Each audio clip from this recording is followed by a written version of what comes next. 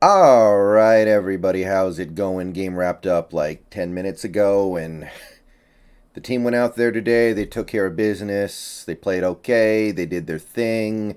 They handled their stuff, yada, yada, yada. You guys know the football cliches, right? The team went out there today. They put it away in the fourth quarter. They made some plays. They took care of their business against a truly awful football team, and the season still has a little bit of life left in it. And to continue on the football cliches, it feels good to win, feels good to be on a little bit of a winning streak, feels good to do what you're supposed to do. So, all that out of the way, it's a win. We saw some cool stuff out there today. Rashad Penny had the game of his life. He will never have a better game than the one he had today. Great game from Penny.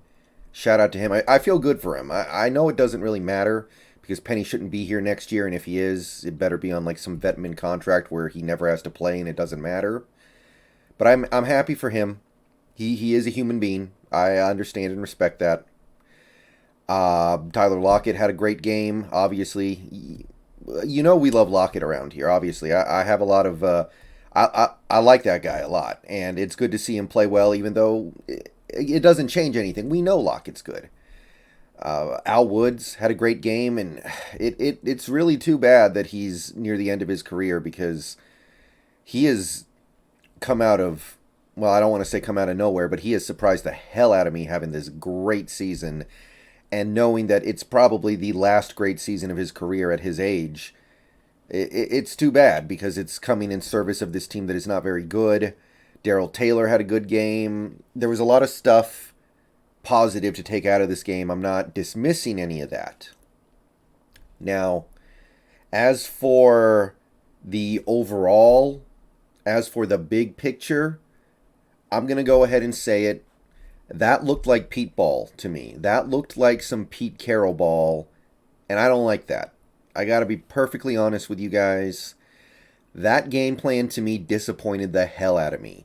Not because it didn't work. It did eventually start to work, although this was a competitive game going into the fourth quarter, so it didn't work that well. But that to me was the quintessential Pete Carroll game. Run the ball, run the ball, run the ball, run the ball, shot play, shot play, shot play, get out of there with the win, with a lot of your drives either getting a score with 5 or less plays or punting after 5 or less plays. So that part, eh. Okay, that's the big picture here, but keeping with trying to be a little bit of bring a little bit of positivity to things, okay? Because winning's fun. I like winning. I appreciate winning. This offense, Jake Curhan, it wasn't pretty. He got beat in pass protection a few times, but the run blocking on the right side of the line was solid.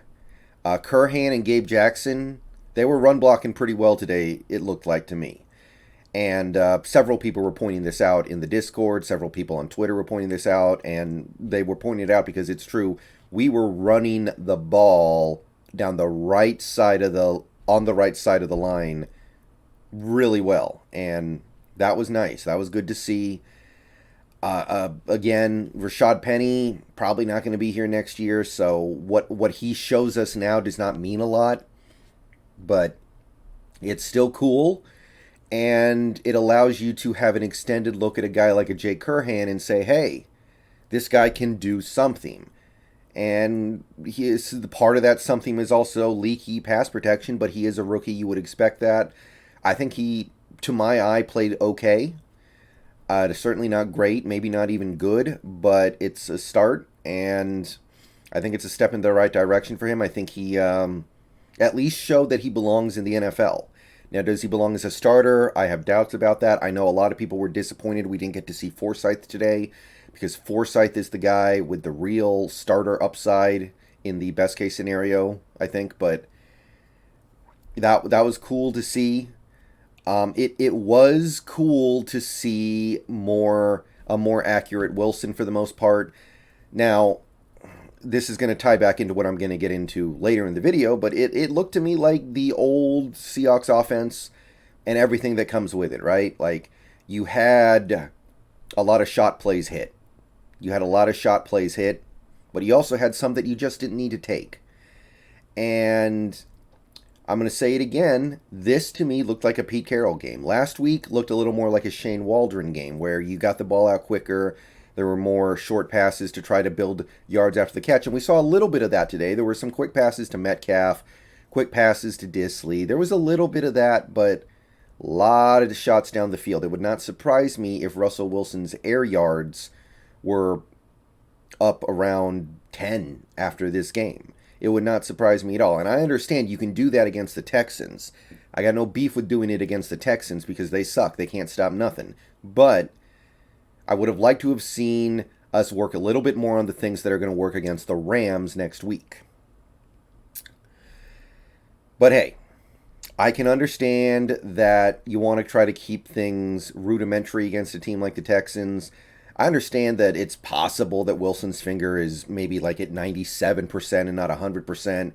And the short stuff, there's just less room for a wide receiver to, I don't know, go off script on short, quick passes. So maybe you just want to let Wilson throw balls that the receivers can try to run underneath. So I kind of get it, but honestly, I have to admit that I wanted to see more of the stuff I saw against the Niners. This, to me, looked like the Seahawks offense from last year, the year before that, which it works against a defense that is this bad. This Houston defense is bad, but I don't see it flying against the Rams, and that's where my mind is right now. So we'll see how the team comes out next week. That part got me down a little bit, though.